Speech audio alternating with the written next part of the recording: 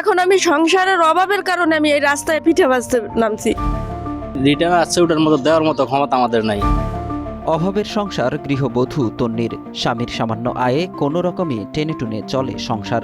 আর তাই তো অসুস্থ শরীর নিয়েও মাঝে মাঝে রাস্তার পাশের ফুটপাতে এভাবেই মৌসুমি পিঠা নিয়ে বসেন। সামান্য রোজগার এই ব্যবসা থেকে কিন্তু হঠাৎ তার কাছেই কিনা আসলো আয়কর রিটার্নের নোটিশ, যা দেখে রীতিমতো মাথায় আকাশ ভেঙে পড়ার মতো অবস্থা। জানা গেছে গত 10 ডিসেম্বর তন্নিকে আয়কর রিটার্ন দাখিলের নির্দেশ দিয়েছে বরিশাল কর অঞ্চল অফিস, যেখানে বলা হয়েছে পরবর্তী 22 দিনের মধ্যে কর অঞ্চল অফিসে যোগাযোগ করতে। কিন্তু গৃহবধূ তন্নির পরিবারের হাল হাকিকত এতটাই নাজুক যে অর্থাভাব ও সংসারের টানাপোড়েনে বন্ধ হওয়ার উপক্রম বাচ্চাদের পড়াশোনা। বরিশাল মেট্রোপলিটন এলাকার কাশীপুর চৌমাথার গণপাড়া গ্রামের বাসিন্দা এই নারী।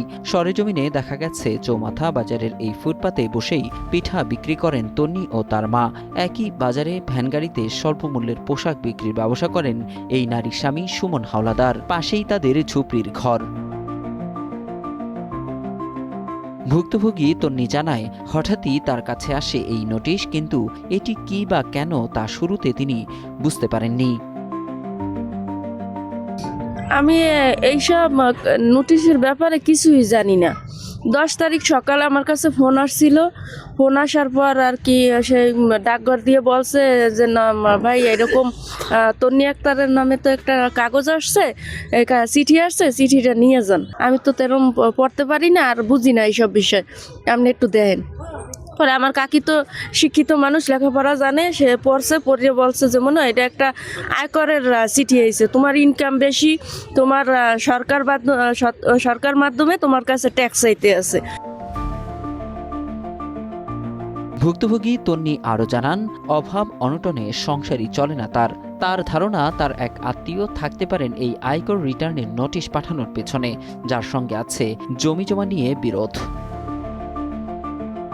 আমার তো তেমন ইনকাম না, আমি শুধুমাত্র একটু পিঠা বেশি, এছাড়া তো আর আমি কোনো ইনকাম করি না। আর পিঠাতে আমার কয় টাকা ইনকাম হয়? আমার শুধুমাত্র সন্দেহ হয় যে আমার এই ক্ষতি করলে শুধুমাত্র আমার ফুফাতো ভাই হারুন শিকদার করতে পারে, কারণ তার বিরুদ্ধে আমার জায়গা জমি নিয়ে তার সাথে আমাদের আছে, দ্বন্দ্ব আছে।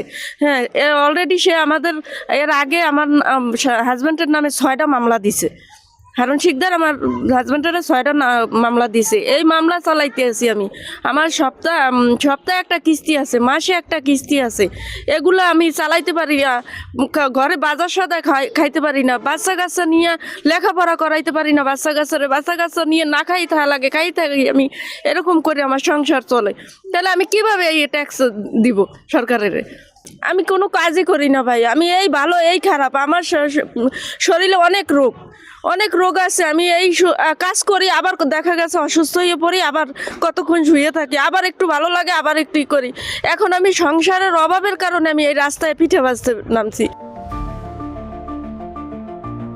ভুক্তভোগীর স্বামী জানান, যে আয়কর রিটার্ন এসেছে তা দেওয়ার মতো সামর্থ্য নেই তাদের।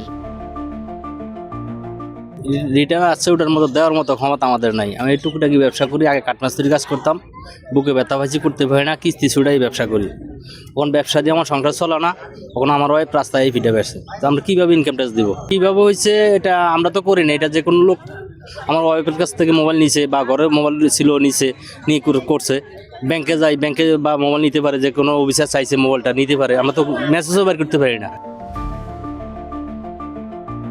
ভুক্তভোগী নারী তন্নির দাবি, প্রতিদিন পিঠা বিক্রি করে তার আয় হয় মাত্র 3 থেকে 400 টাকা। কিন্তু কিভাবে পরিশোধ করবেন আয়কর? তবে এ ব্যাপারে কর অফিসের কোনো কর্মকর্তা আনুষ্ঠানিক বক্তব্য না দিলেও জানানো হয়, তন্নির জাতীয় পরিচয়পত্রে ইটিন আছে বিধায় তাকে দেওয়া হয়েছে নোটিশ।